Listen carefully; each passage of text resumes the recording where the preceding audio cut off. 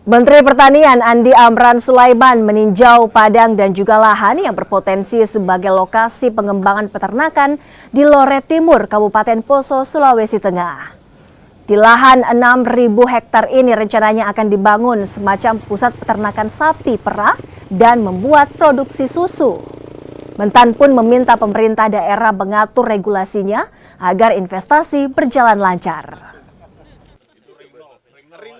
Alhamdulillah mereka tertarik untuk investasi di sini di Kabupaten Poso, Provinsi Sulawesi Tengah. Kami baru saja mendapat arahan dari Bapak Presiden dan Presiden terpilih dua-dua untuk mengawal khusus. Ini adalah kita akan bangun peternakan untuk dairy cattle, yaitu untuk produksi